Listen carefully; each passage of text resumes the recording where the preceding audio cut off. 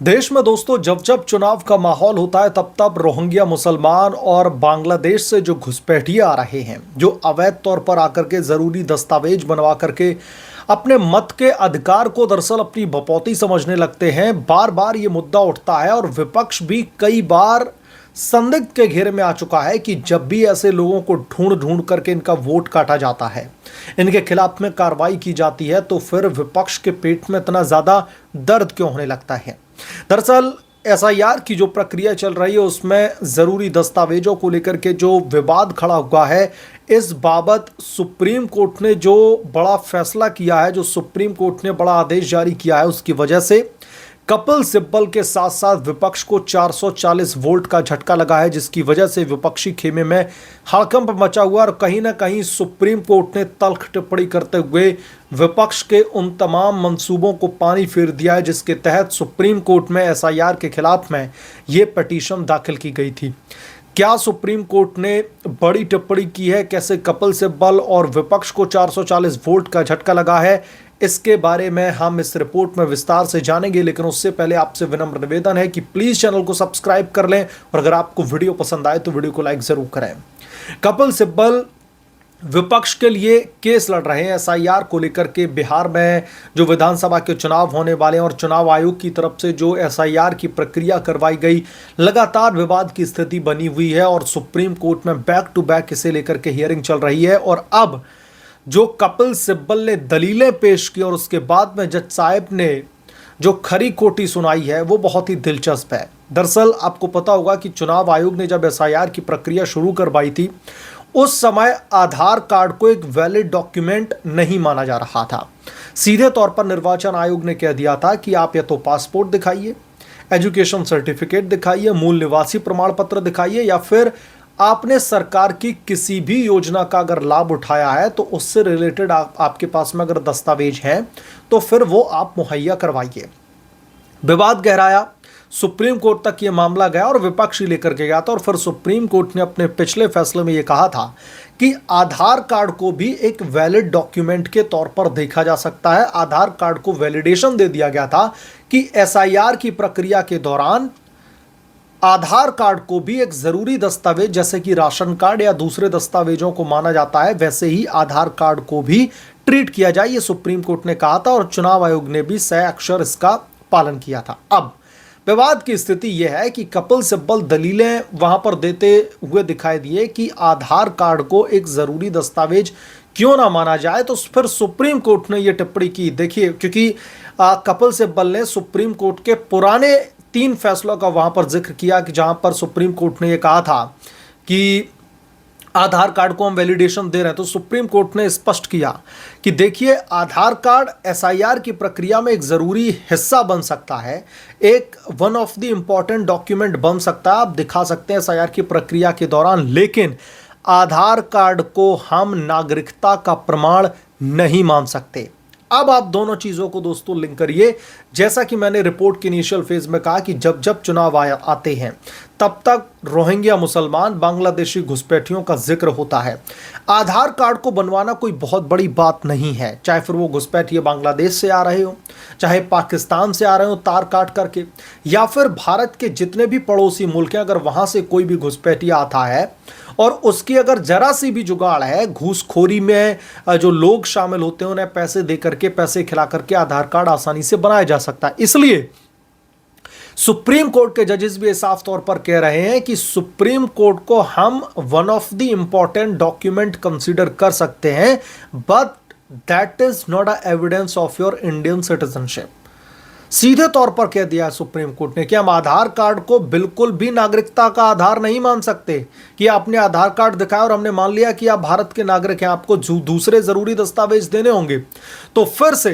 कपिल सिब्बल की तरफ से दलील दी जाती है कि जज साहिब, आधार कार्ड को हम जरूरी दस्तावेज कंसीडर कर रहे हैं और हम फिर से आप सुप्रीम कोर्ट के पुराने 3 फैसलों को याद दिलवाना चाहते हो। तो फिर से कहा सुप्रीम कोर्ट ने तल्ख टिप्पणी करते हुए कि सिब्बल साहब, आप ये बताइए आप चाहते क्या हैं, आप सुप्रीम कोर्ट से चाहते क्या, आप खुल करके बताइए। क्या आप ये चाहते हैं कि सुप्रीम कोर्ट इस तरीके का कोई फैसला सुनाए जिसमें यह कहा जाए कि आधार कार्ड नागरिकता का भी आधार है? अगर आपने आधार कार्ड दिखा दिया तो आपको भारत का नागरिक मान लिया जाएगा। क्या आप ये चाहते हैं कि हम ये फैसला सुनाएं आपके लिए? तो फिर वहां पर कपिल सिब्बल थोड़े से टाल मटोल करते हुए दिखाई दिए और कपिल सिब्बल ने कहा कि जज साहब, मुद्दा यह नहीं कि आधार नागरिकता का आधार है या फिर नहीं है, मुद्दा यह है कि जो एसआईआर की प्रक्रिया चल रही है उसमें आधार कार्ड को भी वैलिडेशन दिया जाना चाहिए। और सुप्रीम कोर्ट ने कहा कि वो पहले भी अपने इस आदेश को पारित कर चुका है कि आधार कार्ड भी आपके राशन कार्ड या फिर दूसरे दस्तावेजों की तरह ही वो भी काम करेगा। लेकिन अगर आप चाहते हैं कि हम आधार कार्ड को नागरिकता का एक बेस मान लें, उसका सबूत मान लें, उसका एविडेंस मान लें, ये कतई नहीं हो सकता। अब दोस्तों, दिलचस्प बात पता है क्या है कि जब जब इस देश में चुनाव आते हैं,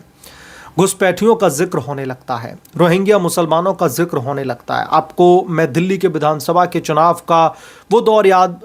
दिलवाना चाहता हूं जब अरविंद केजरीवाल दिल्ली के शराब घोटाला मामले में जमानत पर बाहर आए थे।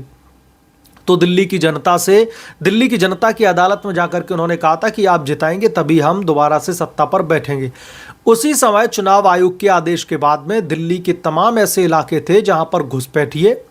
जहां पर अवैध रूप से भारत में आए लोग या फिर अवैध रूप से प्राप्त किए गए दस्तावेजों के आधार पर वो लोग हिंदुस्तान में रह रहे थे। चुनाव आयोग ने आदेश जारी किया कि जाके जरा स्क्रूटनी कीजिए, पता लगाइए कि ऐसे कितने लोग हैं जो रोहिंग्या मुसलमान हैं या फिर घुसपैठिए हैं।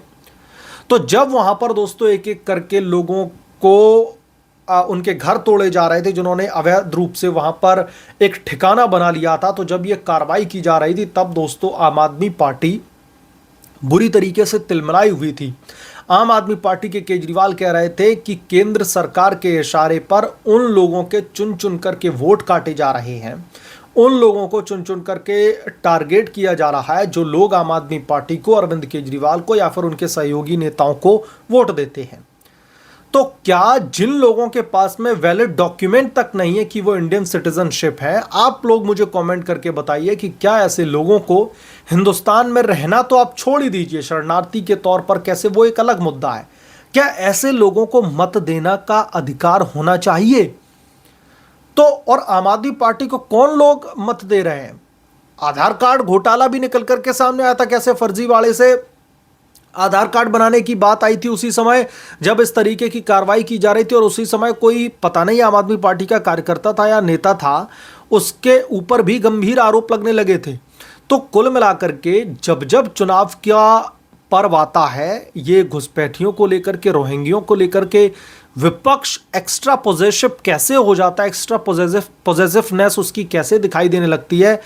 मुझे समझ में नहीं आता। और सबसे दिलचस्प बात यह है कि जो एसआईआर की प्रक्रिया बिहार में हुई, 65 लाख मतदाताओं के मतदान भले ही कटे हों, लेकिन जो बूथ लेवल एजेंट है, जो उनके ऊपर जिम्मेदारी जो है की गई कि आप जाकर के क्रॉस वेरीफाई कीजिए कि क्या वो भारतीय नागरिक हैं, और अगर वो नागरिक हैं तो क्या उनके पास में ज़रूरी दस्तावेज हैं जो उनकी मतदाता सूची में उनका नाम रहना ज़रूरी है। तो इससे यकीनन तौर पर जो बहुत सारे ऐसे लोग होंगे जिन्होंने अवैध रूप से दस्तावेज बनवा लिए थे,